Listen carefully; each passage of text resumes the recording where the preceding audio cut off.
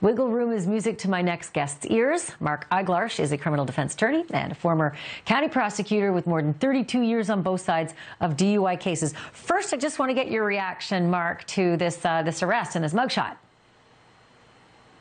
Well, I just want to remind everybody that he enjoys the presumption of innocence like everybody else. That mugshot means nothing to me. He has, red, glassy eyes like anybody at nighttime. That doesn't show me how much he had to drink. So let's wait. Let's see what the evidence shows. There are merely assumptions being made by an officer. Let's see, is there body cam footage that corroborates it?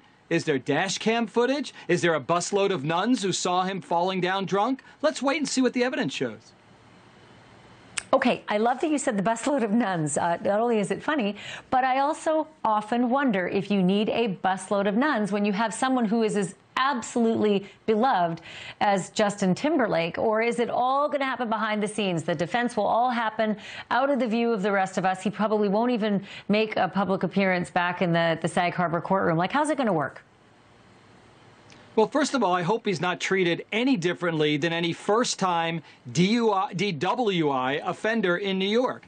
That means that if we look at the definition of justice, Aristotle defined justice as like cases being treated alike. He should be treated just like anyone else, which means if they've got the goods on him, then prosecute him. But if they don't, do not hesitate to either reduce the charge or drop the case outright. Don't do it. Don't be afraid of the Ashley Banfields who are going to cry that he was treated differently. Oh, but here's what I think, and this might surprise you and maybe my viewers. Yes. I think when a celebrity gets treated, gets treated equally, it's actually unequal, because you and I, we could come to work the next day and no one's going to know that we got a DUI.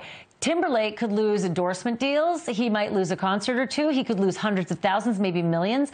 And then he's got the humility, the shame that comes along with it that Joe Blow doesn't get because it isn't publicized. And I don't know whether that ever factors into whether police go ahead and charge or say, oh, geez, if I do that, he's going to get 10 times the punishment than any average guy. It shouldn't. Why should that matter? What matters is how he drove, how he exited the vehicle, how he performed on the field side sobriety exercises, not tests. They call them tests. There's nothing scientific about them.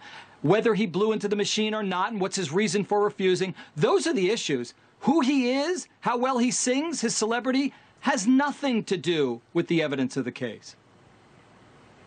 So tell me about we just heard that he refused to take a breathalyzer. He also said, allegedly, I had one martini.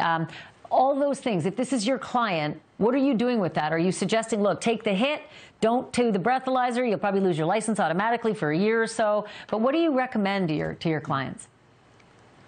First of all, I don't know whether he's guilty or not. I'd demand all the evidence. I'm entitled to see everything. It's not, they don't hide the 8-ball. You're allowed to see what the evidence is.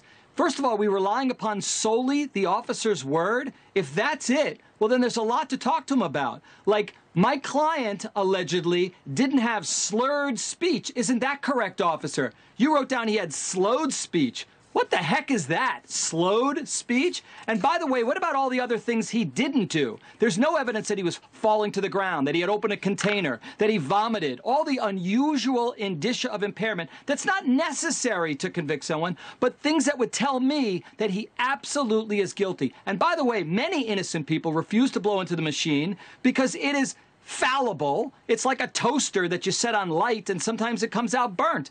A lot of people refuse to blow for reasons other than being impaired. That is such an interesting analogy. It's like a toaster that you put on light and sometimes comes out burnt. I knew you'd come up with some good stuff. Thank you, Mark Eiglarsh. Good to see you. Let me tell you something, Ashley. I will say to you, it's possible that he's telling the truth, and he did only have one martini. Just remember that, okay? I want to my friend. I want to go out with you. Thank you, Mark.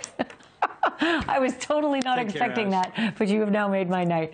We'll have you back early and often. Okay, still to come.